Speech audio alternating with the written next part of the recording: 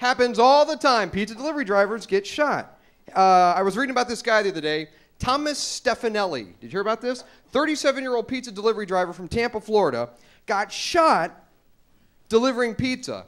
Continued to deliver the pizzas that were still in his car before going back to work and then ultimately going to the hospital. He got shot and he kept working. Talk about dedication to your job, right? He initially told police he didn't have any enemies. He didn't know why anybody would want to shoot him. But then he had a press conference the other day. I don't know if you saw it. He says he remembers now telling a buddy back in 1985 to shoot him if he were still delivering pizzas at 37. You're 37. You should be assistant manager by now. I delivered pizza when I was in college. My resume says Italian cuisine distribution specialist. Because I'm a wordsmith, people. I majored in journalism in college, which means that I retained one thing and one thing only from college. I have a fantastic vocabulary. I correct people's grammar. I have great grammar. I'm that guy. People hate that guy, right? But you know what? Somebody's got to carry the torch. I hate when people say, I feel badly about that. I feel badly about what happened. No, you don't. You feel bad, and here's why. Feel is a linking verb. Linking verbs are modified by adjectives, not adverbs, duh. And they say, what, do you spell anal retentive with a hyphen? I say it's optional. I was in the bathroom before I came on stage tonight, and I had to correct the grammar of the graffiti on the wall. Somebody wrote, "You're gay." Y-O-U-R, gay. I wanted to... Was it you? That's the men's room. Y-O-U-R, gay. I wanted to give the guy the benefit of the doubt. Maybe he was in a hurry. He was going to write, "Your gay uncle took a dump here." I got to circle it, see me after class. Here's the thing, graffiti people. If you don't know your from your, maybe the written word's not for you. Maybe you should just yell obscenities from your balcony in a bathrobe in the morning.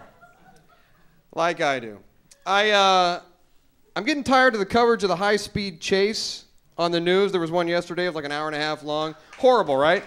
There's nothing worse than having to listen to these idiots go off the teleprompter for more than like 10 seconds, right? Because they go on and on about the driver's possible state of mind, where he might be going, what he might have done. I think the rule should be this. The coverage of the high-speed chase should end when the two news anchors run out of new things to say. Because they just repeat them, and more often than not, it goes something like this. Breaking news to tell you about. Here's a high-speed chase on the 405. This is a red car driving very fast away from police. Over to you. Yeah, this is a red, some might say maroon car. Driving very fast away from police. Fast is the opposite of slow. Some synonyms for fast that I enjoy. Rapid, quick. Over to you. This guy maybe robbed a bank, possibly killed his wife. We're guessing Sagittarius. Over to you. Just show it to me and then throw it to Johnny Mountain. Because we're all waiting for Johnny Mountain. Am I right? He was on 7. Now he's on 2. Too soon? I got a ticket recently. You'll like this. I got a ticket recently for failing to yield for a pedestrian in the crosswalk. This happened over in the People's Republic of Santa Monica. I'm not unfamiliar with the plight of the pedestrian. I mean, I have a car, but I guess at some point we're all pedestrians. All I ask is that if I'm trying to, you see that I'm trying to get somewhere, and you want to step off the curb, all I ask is that you put a little pep in your step. Because I get these people, and they actually slow down in front of my car, right? And then you look at him, he has to stop. They have to stop. All right, I have to stop. But you know what? It's a crosswalk. It's not a force field. I got my slippery loafers on. Uh-oh, here I come. You know what? I thought he had to stop on your headstone. How about that? Uh-oh. I'm getting a call. This is embarrassing. It's my agent. He's actually my doctor, too. Is that weird that my agent, my doctor, I'm sorry, I got to take this. Bobby. Yeah. Oh, Jesus. Oh, it's cancer. Thank God, I thought you said it's canceled.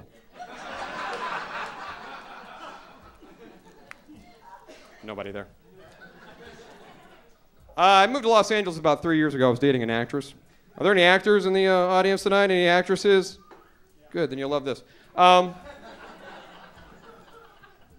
was dating an actress, something I'll go to the ends of the earth to speak out against.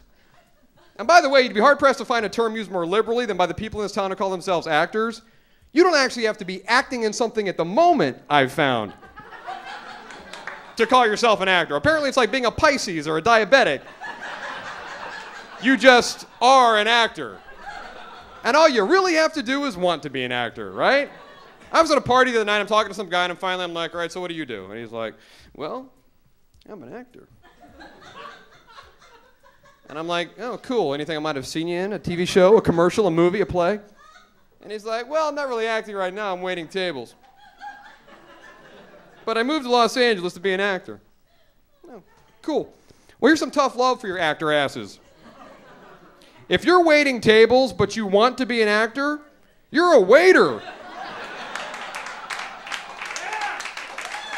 If we get to be what we want to be, then I'm an astronaut. Do that. Next time somebody asks you what you do for a living, tell them you're an astronaut. And when they say, oh, cool, do you work at NASA? Do you go up in the shuttle? Do you wear the suit? You can go, well, I'm not really an astronaut right now. I'm waiting tables. But I moved to Los Angeles to be an astronaut.